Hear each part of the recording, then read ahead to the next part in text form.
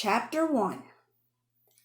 My name is India Opal Baloney, and last summer my daddy, the preacher, sent me to the store for a box of macaroni and cheese, some white rice, and 2 tomatoes, and I came back with a dog. This is what happened. I walked into the produce section of the Winn-Dixie grocery store to pick out my 2 tomatoes, and I almost bumped right into the store manager. He was standing there, all red-faced, screaming and waving his arms around. "Who let the dog in here?" he kept shouting. "Who let that dirty dog in here?" At first, I didn't see a dog. There were just a lot of vegetables rolling around on the floor, tomatoes and onions and green peppers. And there was what seemed like a whole army of Winn-Dixie employees running around waving their arms just the same way the store manager was waving his arms. And then the dog came running around the corner. He was a big dog and ugly. And he looked like he was having a real good time. His tongue was hanging out, and he was wagging his tail. He skidded to a stop and smiled right at me. I had never before in my life seen a dog smile, but that is what he did. He pulled back his lips and showed me all of his teeth. Then he wagged his tail so hard that he knocked some oranges off a display, and they went rolling everywhere, mixing in with the tomatoes, the onions, and the green peppers. The manager screamed, "Somebody grab that dog!" The dog went running over to the manager, wagging his tail and smiling. He stood up on his hind legs, and you could tell that all he wanted to do was get face to face with the manager and thank him for the good time that he was having in the produce department. But somehow, he ended up knocking the manager over. Uh-oh. And the manager must have been having a bad day, because lying there on the floor, right in front of everybody, he started to cry. The dog leaned over him, real concerned, and licked his face.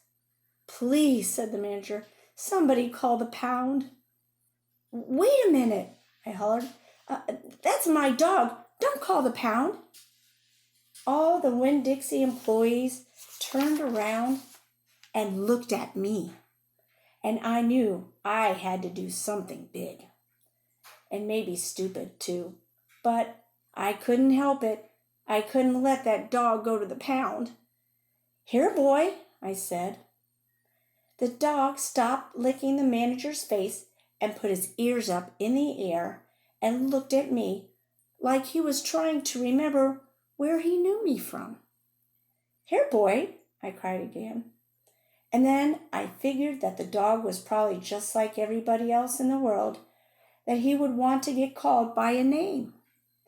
Only I didn't know what his name was. So, just as said the first thing that came to my head, I said, "Here, Winn-Dixie." And that dog came trotting over to me, just like he had been doing in his whole life. The manager sat up and gave me a hard stare, like maybe I was making fun of him. "It's his name," I said, "honest."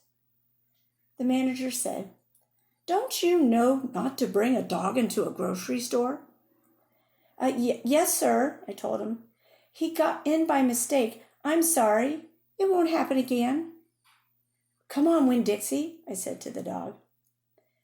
I started walking, and he followed along behind me as I went out of the produce department and down the cereal aisle and past all the cashiers and out the door.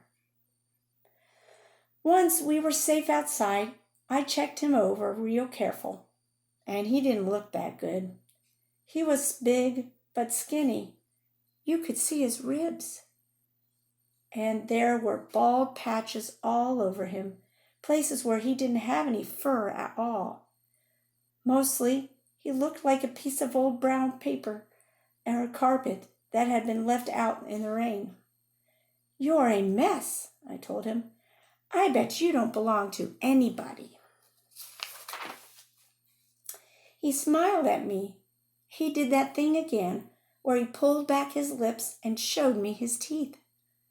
He smiled so big that it made him sneeze, and it was like he was saying, "I know I'm a mess, isn't it funny?"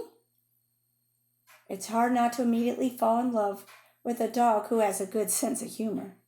"Come on," I told him. "Let's see what the preacher has to say about you." And the two of us, me and Winn-Dixie, started walking home.